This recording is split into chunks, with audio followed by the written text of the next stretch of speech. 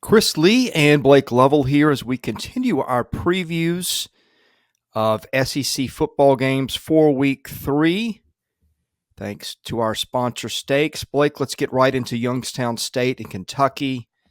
Youngstown State 2-0, coming off a pair of wins over fellow FCS foes, one being Dayton, and Kentucky coming off a huge win at Florida. Cats are 2-0, playing good defense. You see in Kentucky pop up in the top 10 of some rankings. And I think everybody in Lexington feeling really good about the state of that football program right now, and justifiably so. Yeah, Kentucky number 9 in the country, according to the AP poll, and coming off a big win. You always wonder, is there a letdown after a big road win, SEC play? That's always something I think you look at in these kind of situations. But the first ever meeting between Kentucky and Youngstown State here, and that is worth noting. Of course, we know there's some connections there in terms of some of the members of the staff, notably Mark Stoops. So yeah, from there, nice isn't he? Yeah, I was gonna say a fun, kind of tie in here. I always like that with these non-conference games. So a native of Youngstown is Mark Stoops. Like I said, I think a couple other guys on the staff are too. So yeah, this will be, an interesting game. I think for Kentucky, obviously they're the favorite here, and you look at some of the storylines in this one. Like we've said, I mean, Kentucky's defense has been really good thus far this season. We said that was kind of going to be one of the main themes for this team. We know what they're capable of offensively, although they'll have to wait a couple more weeks now to get Chris Rodriguez back. But then, you understand what they're going to be capable of at that point. But as it stands now, good opportunity for another win for Kentucky. I'm interested to see kind of what this looks like. If you look on the other side, like there are some other storylines too, because you do have Bryce Oliver, who was at Kentucky.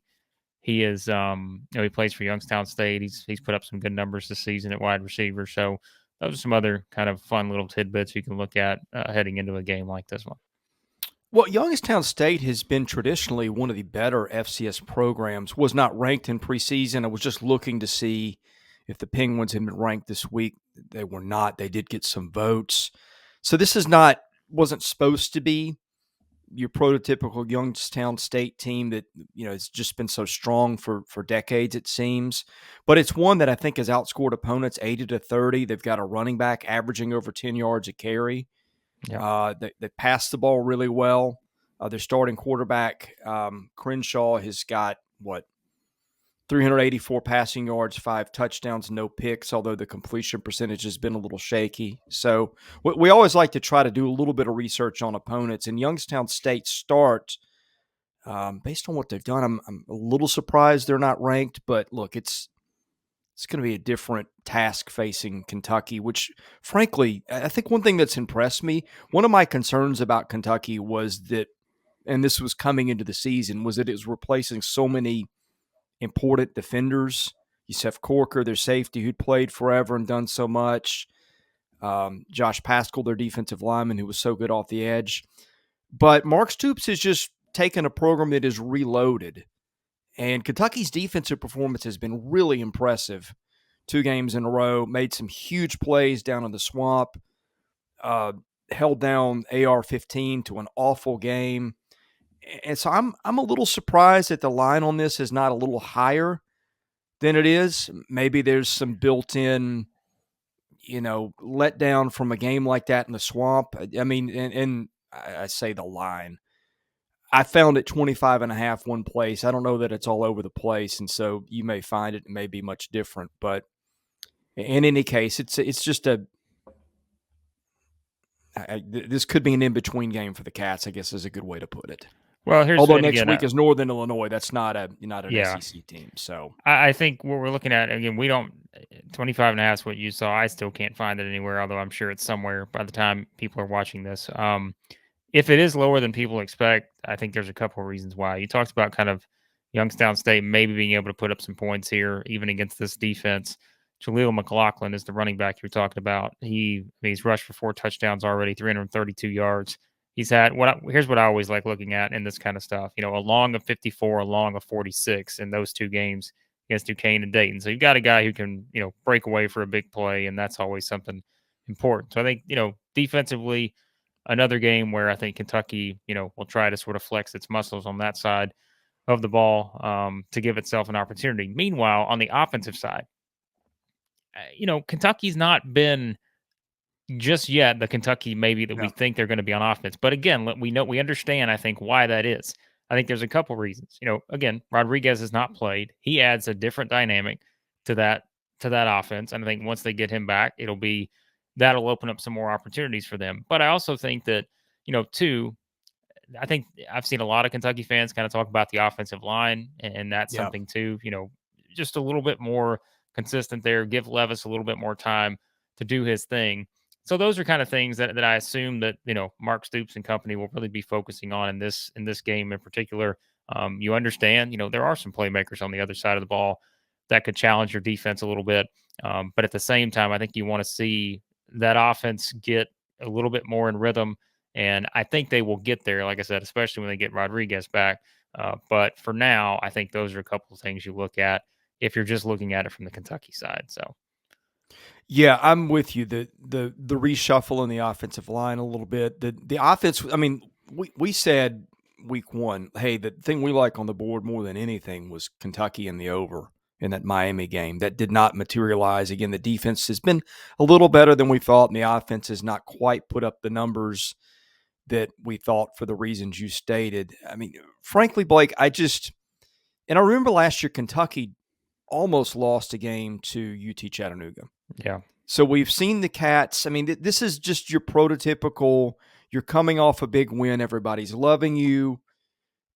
Human nature is you don't get up for an opponent like this. I mean, I'm not saying Kentucky will, but we see it all the time. We saw Kentucky struggle in a similar spot a year ago. I mean, I just wouldn't touch this. I mean, yes, Kentucky's going to win. But in terms of what it looks like, I expect Kentucky's defense to show up again. I would like to see their offense put up a little better numbers. And just based on that game last year, I would think I'd just leave this one alone if you can even find it. Yeah, I think this should be, an entertaining game. I think that's something if you're looking at it just beyond the Kentucky standpoint. McLaughlin's a really good player. And I think, if you want to watch an exciting running back, he'll have an opportunity, like I said, to make some big plays in this game, but it's going to be much more of a challenge, of course, going up against the Kentucky defense that we've been impressed with thus far versus maybe a Dayton or a Duquesne. Obviously, more challenges come into play there, but like you said, I think this is again, we don't have a full set of lines here, so we can't exactly tell you what we would do. And again, as always, we're not professional bettors. We just like picking games and covering the SEC.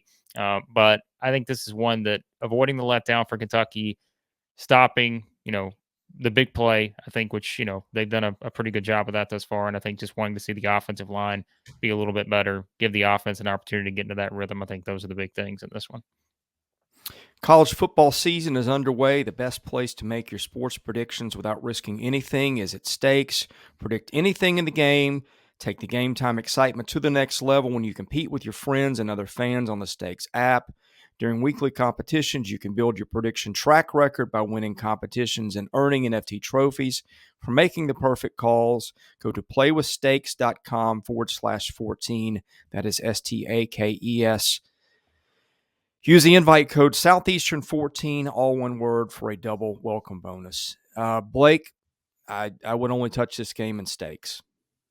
There you go. Join Stakes. Put some prop bets in there. Or, we'll have some fun with it. But I'm with you. We do our previews early in the week, and sometimes when these kind of games, you just don't have a really good read on a line yet, and all those kind of things. But I think Kentucky, like you said, I think Kentucky wins this game, but this is certainly a potential letdown spot. But I think Kentucky certainly takes care of business here, and I think the points will be an interesting to find the over/under on this one because, again, I can't say I'd be shocked if Youngstown State popped off a big play here or there and maybe put up a few more points than people think in this game. So we will either preview every SEC game or we have already. Be sure to subscribe to our channel to get those. Thanks for watching. We'll see you soon.